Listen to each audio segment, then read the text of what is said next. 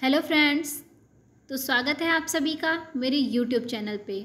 मैं लेकर आ गई हूँ आपके लिए एक नई वीडियो एक नए टॉपिक के साथ, जो कि है NCERT book summary for science class eight chapter 2 microorganism friend and फो।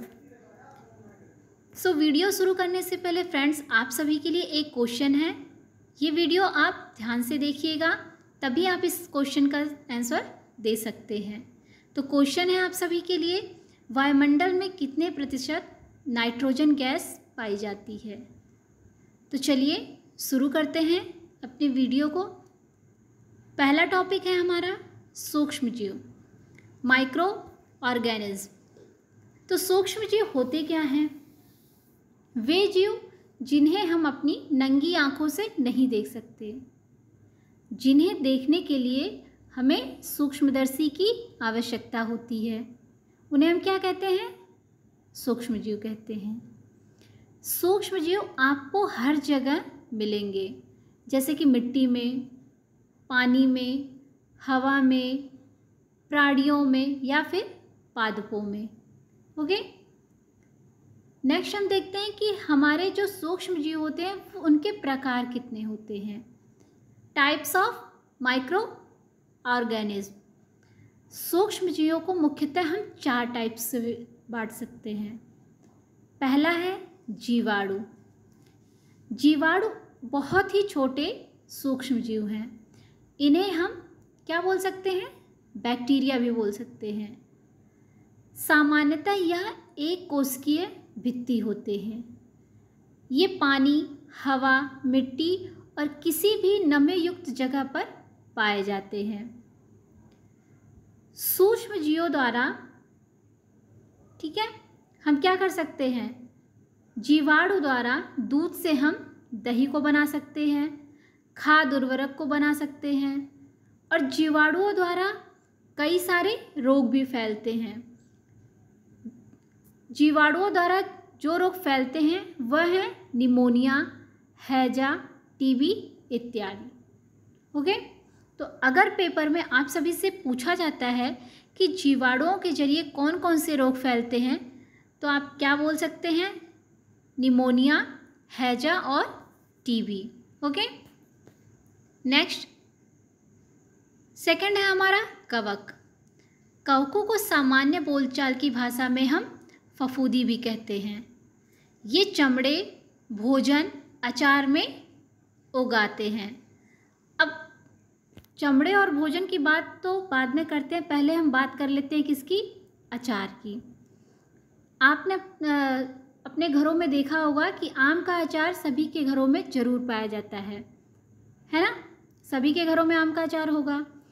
अगर कभी आप अचार के डब्बे को गंदे हाथों से छू देते हैं तो मम्मी आपकी 2 थप्पड़ तो ज़रूर लगा देती होंगी, है ना?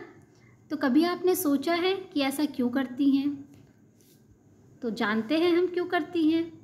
अब अगर आप गंदे हाथों से अचार को टच करेंगे तो अचार पे एक सफ़ेद कलर की परत जम जाती है। अचार के ऊपर सफ़ेद कलर की जो परत जमती है उसी को हम क्या बोलते हैं? कवक बोलते हैं। ओके, तो आज के बाद गंदे हाथों से कभी अचार को टच नहीं करना है। ओके, तो कवकों के तंतु एक कोशिकीय या बहुकोशिकीय होते हैं। कवक सड़े गले जीव जंतु पौधों को खाकर खनिज में बदल देते हैं। अब कवक के जरिए हम कुछ औषधियों का भी निर्माण कर सकते हैं, जैसे कि पेनिसिलिन, स्ट्रेमाइसिन। ओके, ये पौधे जंतुओं, मनुष्यों में दांत खुजली भी फैलाते हैं। यानी मनुष्यों में जो दांत खुजली की बीमारी हो जाती है वह किन के कारण होती है? हमारे कवक के कारण। ओके, साइड में आपको पेनिसिलिन का एक फिगर भी दिखाया गया है। फिगर के जरिए भी आप पेनिसिलिन को समझ सकते हैं कि पेनिसिलिन का औषधीय पौधा कैसा होता है। थर्ड है हमारा प्रोटोजोआ। सूक्ष्म जीव का समूह होता है। ये मिट्टी, जल, पौधों और जानवरों के शरीर में उपस्थित होता है।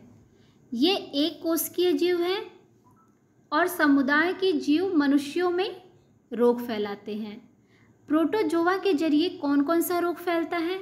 मलेरिया, पेचिस, निद्रा इत्यादि। ओके, तो जो हमारा मलेरिया फैलता है ये फैलता किसके जरिए है? सभी को पता होगा मलेरिया क्यों फैलता है, मच्छर के द्वारा फैलता है। तो ये तो आपको पता होगा कि मच्छर द्वारा फैलता है, लेकिन किस मच्छर से फैलता है पता है किसी को? तो मलेरिया हमारा फैलता है किससे? एनाफिलिस मच्छर द्वारा। ओके, तो याद रहेगा आप सभी को। साइड में आपको प्रोटोजोआ का फिगर दिखाया गया है कि प्रोटोजोआ हमारा एक कोशिकीय जीव होता है। नेक्स्ट, शैवाल। शैवाल रुके हुए पानी में उगती है और फिसलन बनाती है। ये एक कोशिकीय तथा बहुकोशिकीय समूह होता है। ओके, तो जैसे मैंने कहा कि शैवाल कहाँ उगती हैं? रुके हुए पानी में। आपने बारिश के दिनों में देखा होगा आपके घरों के सामने या कहीं भी अगर पानी कुछ दिनों के लिए इकट्ठा हो जाता है तो वहाँ पे एक फिसलन जैसी परत जम जाती है। सामान्य बोलचाल में आप इसे काई भी बोल सकते हैं। इन शैवालों का रंग नीला या गाढ़ा हरा होता है। जैविक खाद के निर्माण में ये सहायता करते हैं।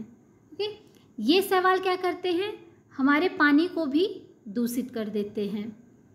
नेक्स्ट है हमारा विषाणु। ये सूक्ष्म जीवों से भिन्न होते हैं।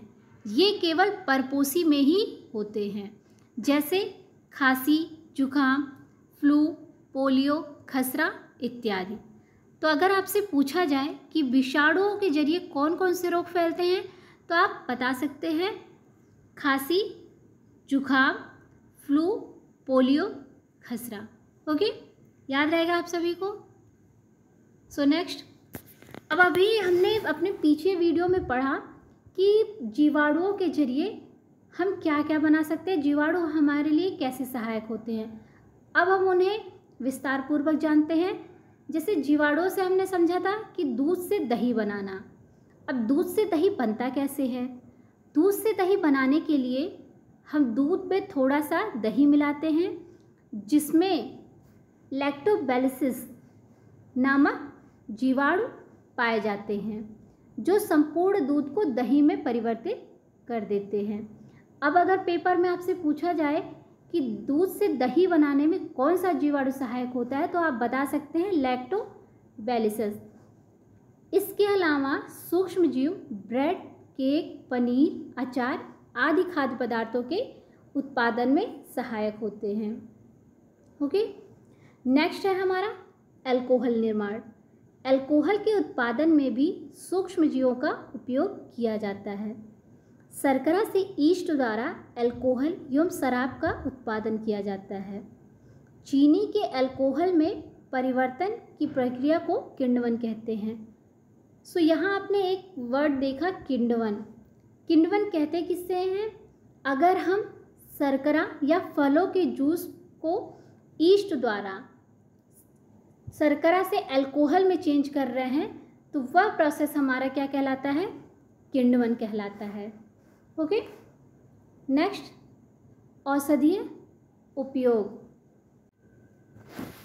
औषधीय उपयोग, जब भी हम बीमार होते हैं तो डॉक्टर हमें प्रतिजैविक यानी एंटीबायोटिक की गोली देते हैं। इन औषधियों का स्रोत सूक्ष्म जीव ही होते हैं, यानी सूक्ष्म जीवों द्वारा हमें क्या मिलता है? एंटीबायोटिक मिलता है। यह औषधियाँ हमारे शरीर में बीमारी पैदा करने वाले सूक्ष्म जीवों को नष्ट कर देती हैं या उनकी वृद्धि को रोक देती हैं। ओके, तो सूक्ष्म जीवों द्वारा हम क्या करते हैं? औषधियाँ भी प्राप्त करते हैं। इसके अलावा सूक्ष्म जीवों की सहायता से कई बीमारियों को रोकने के लिए वैक्सीन यानी टीके भी बनाए जाते हैं।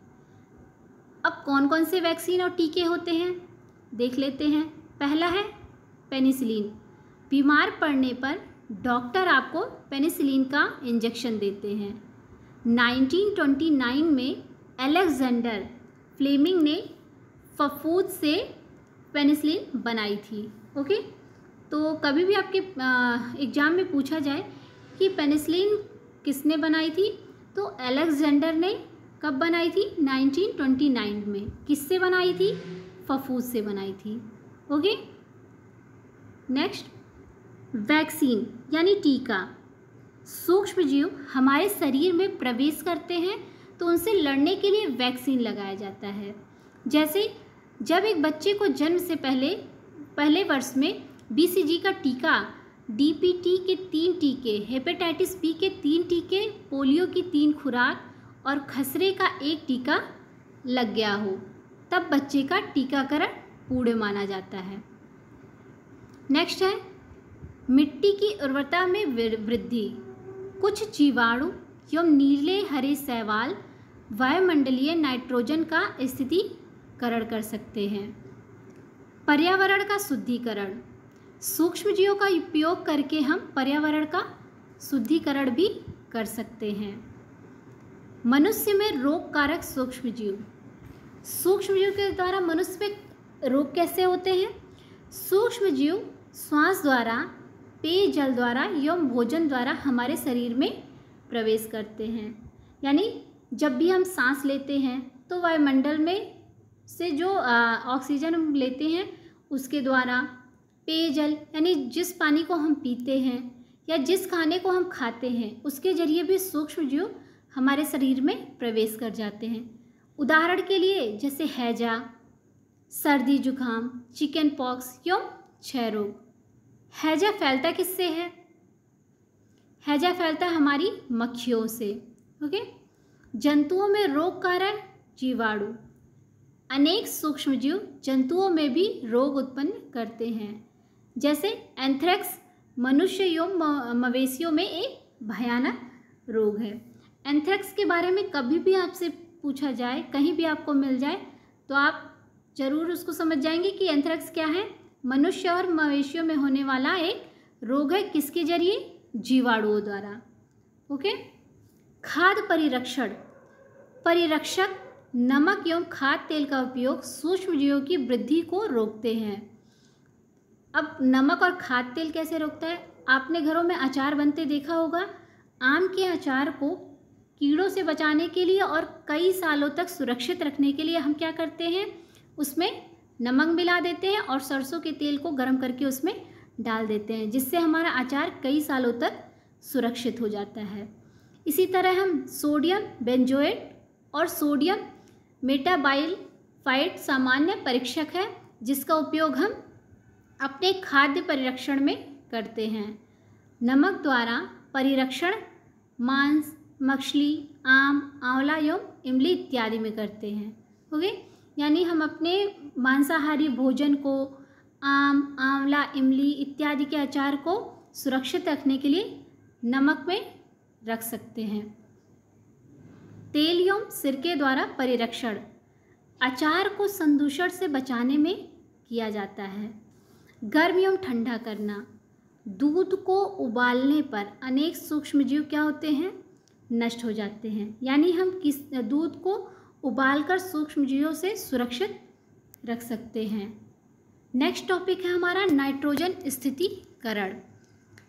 राइजोबियम जीवाणु पौधे दलहन में नाइट्रोजन स्थितीकरण में सहायक होते हैं।